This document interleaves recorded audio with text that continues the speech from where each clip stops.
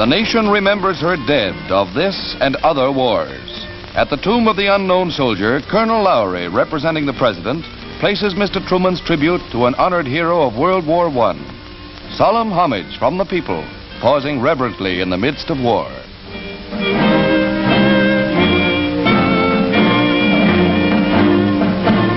At a national cemetery in Brooklyn, as at others throughout the country, pilgrimages to the flower-bedecked graves prove anew that a grateful nation will never forget those who died that America might live.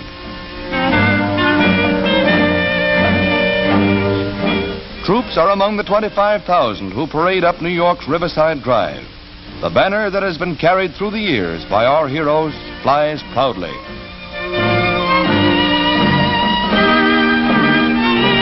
For the first time, no Civil War veteran is able to appear in this annual tribute.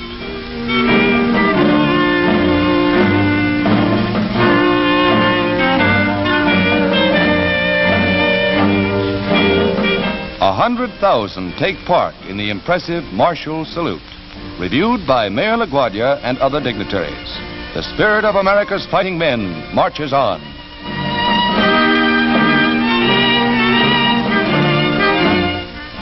At Anzio, Italy, scene of one of our bloodiest landings, a group of Rangers pays a visit to the fields where they fought. Captured by the Germans and freed by the Russians in Poland, they're on their way home. First, they visit the cemetery where many of their buddies lay buried for a last silent farewell. Signal Corps cameras show that they have remembered. Memorial Day will be every day for them, for you can't forget the man who died at your side. Let us remember the best Memorial Day tribute we can pay. Work harder for final victory.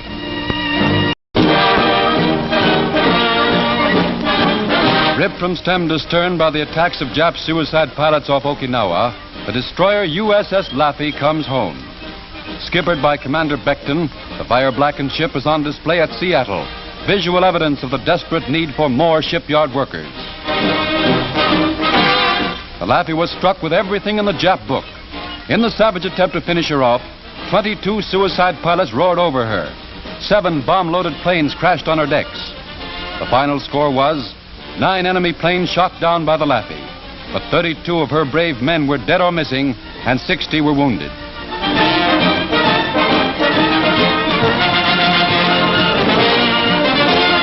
A Jap suicide boat, souvenir of the battle.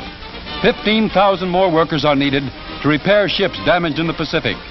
Stay on the job until final victory.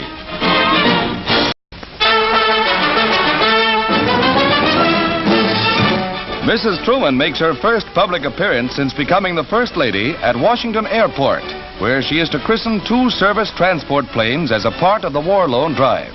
The planes were bought with Congressional Club bond sales.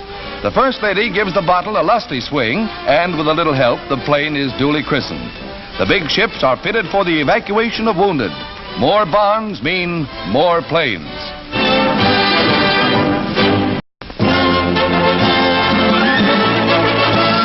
A byproduct of the war, air rescue is being developed into a fine art by members of the RCAF in Jasper National Park.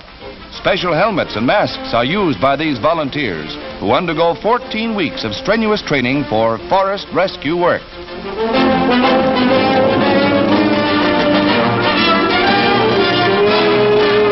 Hand-picked pilots fly the dangerous terrain. Each candidate must make at least 4 timber jumps over densely wooded country and deliberately maneuver his chute so that he lands in trees. This boy knows the ropes. It's a bullseye. He then lowers himself from the tree with a rope attached to the chute's risers. He has hit a designated target from a height of 2,000 feet.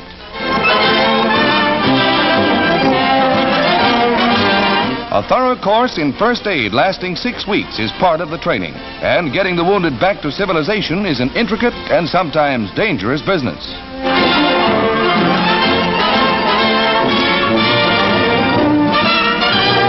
The last lap to safety. War's techniques help open the wilderness, the silver lining in a dark cloud. Visiting the White House at President Truman's invitation, the regent and heir apparent to the throne of Iraq, Prince Abdul Ilah, will be in the United States for an extended stay. The press greets the 33-year-old royal visitor, a direct descendant of the Prophet Muhammad. While here, the prince will inspect U.S. power and irrigation projects with an eye to his own country's needs, now that the clouds of war have cleared in Europe.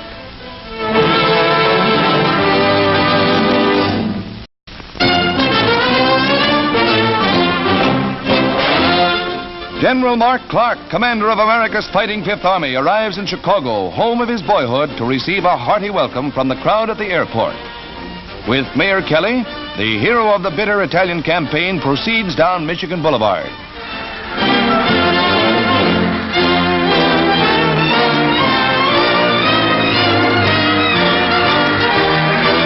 General Clark's command pinned down and finally captured 25 German divisions after 2 years of fighting. Mrs. Clark bestows the warrior's reward.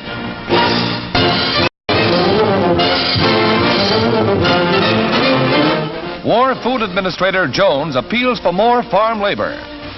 The need this year for town and city people to pitch in and help the farmer harvest and grow his crops is greater than ever before.